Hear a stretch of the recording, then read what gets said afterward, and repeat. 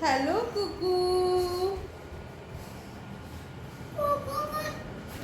Cocoa की बात मानते सालिया। हम कोको की बात मानते हैं। गाइस, यहाँ कुकू नाराज हो चुकी है क्योंकि उसकी छोटी बहन कोको आई हुई है दिल्ली से नानी के घर। और कुकू मेरे पास में यहाँ पे, तो ये ज़िद कर रही है कि नाना जी लेने आओ, मैं भी कोको के साथ खेलूँगी। बच्चे छोटे, छोटी छोटी फरमाइशें रहती हैं। और आप सब बताइए। तो welcome back to the Mansi vlog. Guys, कैसे हैं? आशा करती हूँ आप सभी लोग स्वस्थ होंगे और मस्त होंगे अपने अपने घरों में। तो कैसे रहे आपके दिन, बताइएगा। मेरे तो मुझे थोड़ा कोल्ड हो गया था, थोड़ा बिज़ी थी मैं अपने कामों में। हाँ बेटा, कोको से भी प्यार करते हैं, आपसे भी करते हैं बेटा। छोटे बच्चे को बहुत इन्फीरियर मतलब प्रॉब्लम्स होती है, तो यही है। तो गाइस, मैं सोशल मीडिया पे देख रही हूँ कि बहुत सारे व्लॉगर्स चड्डा पे वीडियोस बना रहे हैं ना, और कहीं कहीं मेरे लिए कहा जा रहा है कि आप क्यों नहीं पहनती, आप पहना करो। तो मैं मेरी मान मर्यादा में रहती हूँ। जब मैं अनमैरिड थी तब मैंने बहुत चड्डा चड्डी पहने, है ना, मुझे ज़रूरत नहीं है। अब मैं साड़ी या सूट, ये दो तरीके के कपड़े पहनती हूँ जिसमें मेरा पूरा शरीर ढका रहे, है ना गुड्डू? कोको की बात मानी आपने।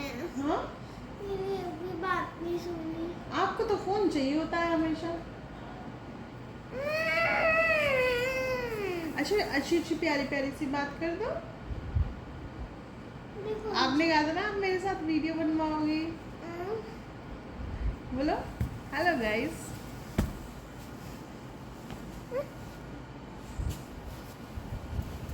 Hello guys, very welcome back to the Mansi blog. कैसे हैं आप सभी लोग? हम आशा करते हैं आप सभी लोग स्वस्थ होंगे और मस्त होंगे अपने अपने जीवन में।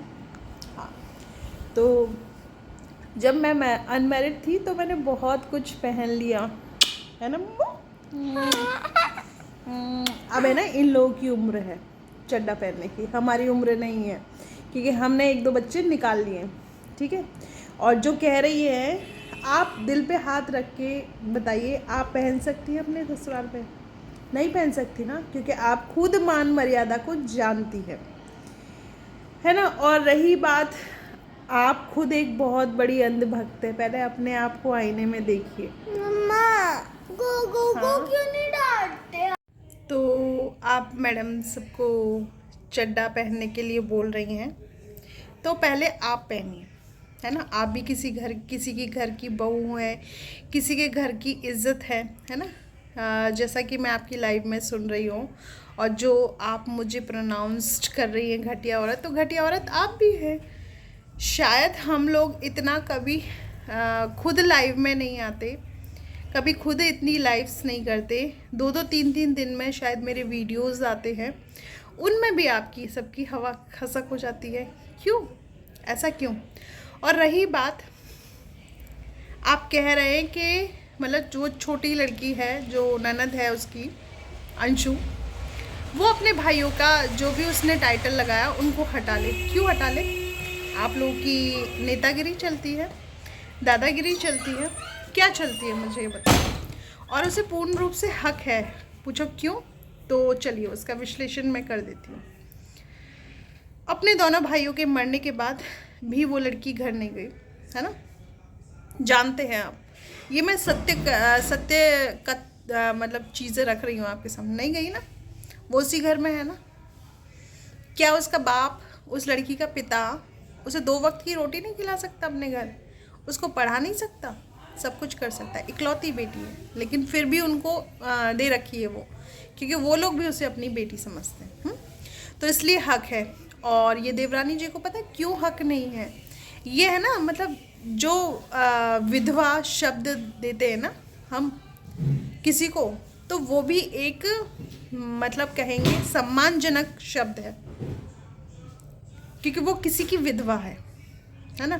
लेकिन वो किसी की विधवा भी नहीं है, वो उनके माँ बाप के अकॉर्डिंग देवरानी जी वो सिर्फ एक कुंवारी कन्या है जिनके लिए सुयोग्य वर ढूंढा जा रहा है। तो कल को वो शादी कर लेती है तो वो इस घर के किसी भी सदस्य का मतलब कोई भी नाम लेने के लिए रहेगी यूट्यूब पे? नहीं, उसे कोई अधिकार नहीं है।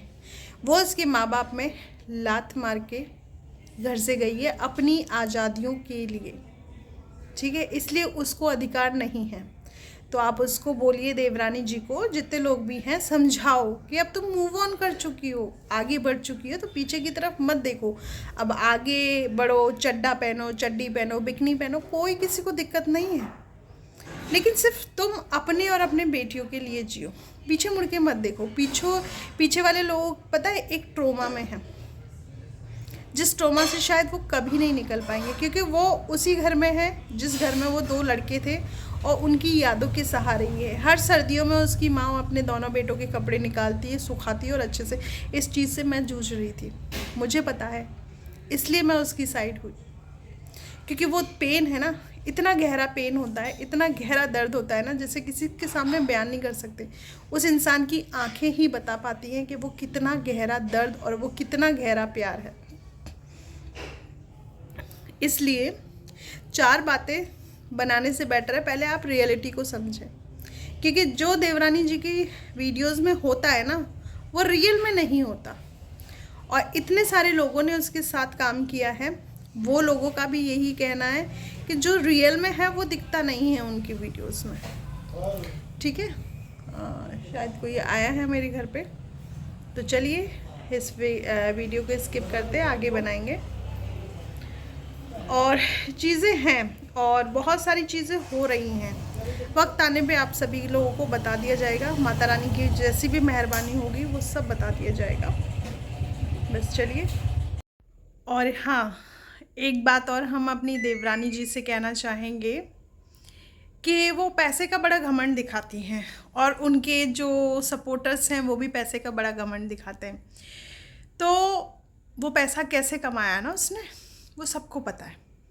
अपने चैनल पे या तो उसने कंट्रोवर्सी की है या अपने चैनल पे उसने सिंपैथी कार्ड खेले हैं, और जो भी ऐसे मरे हुए पतियों के जिनकी वो इज्जत करती ही नहीं है।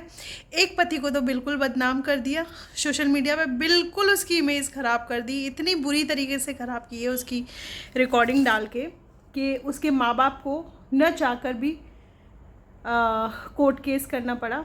ये कोर्ट केस उसी बेटे के लिए किया गया है जो कि मर चुका है।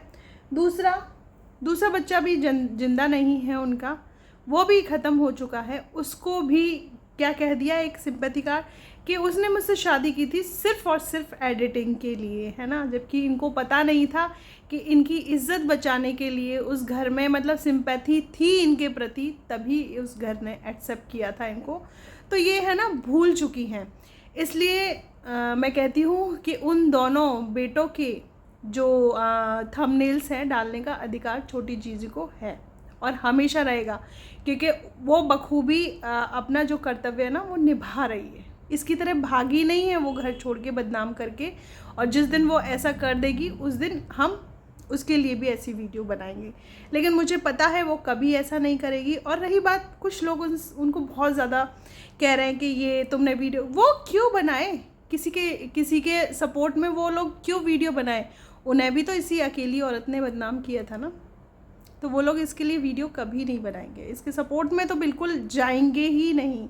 ये मुझे वहाँ से मैसेज आ चुका है, तो मुझे और ज़्यादा किसी के लिए कुछ कहने की ज़रूरत नहीं है। ऐसे ही लगातार बने रहिएगा मेरे वीडियो में। और हाँ, बच्चियाँ पापा का नाम ले रही हैं, बच्चियाँ पापा को याद कर रही हैं, तो ये चीज़ें पहले भी हुई हैं, तो उनको दूसरे पापा भी दिए गए, लेकिन अनफॉर्चुनेटली वो गलत हुआ। बच्चों के साथ सदैव हम सबका सपोर्ट रहेगा।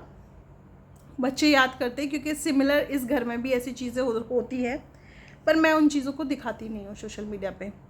तो पहले भी ये चीज़ें खेल चुकी हैं इस यूट्यूब पे कि मैं मेरी बच्ची या पापा किसको कहेंगी, क्या कहेंगी। तो कहीं ये तीसरे वाले के लिए इशारा तो नहीं है कि बच्चियों से जिया ही नहीं जा रहा? क्योंकि देखिए, समय ना सब कुछ सिखा देता है। इन बच्चों को भी बहुत स्ट्रॉन्ग बना देगा समय, इतना स्ट्रॉन्ग बना देगा कि इनकी माँ खुद नहीं पहचान पाएंगे कि ये मेरी बच्चियाँ हैं, इतनी स्ट्रॉन्ग हैं।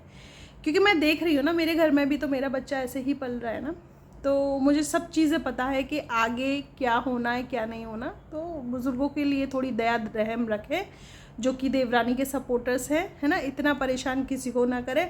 और इस लड़की की शादी नहीं हुई है, इसलिए आपके घर में भी बेटियां होंगी तो उनसे बस यही निवेदन है मेरा कि थम जाएं ज़रा, कुछ होने वाला है उसे देख लें फिर आगे बढ़िएगा। चलिए, love you all of you guys, मिलते हैं नेक्स्ट व्लॉग में। कल बताएंगे कि हम बच्चियों को क्या चाहिए, ठीक है। तो बताते हैं कल की वीडियो में।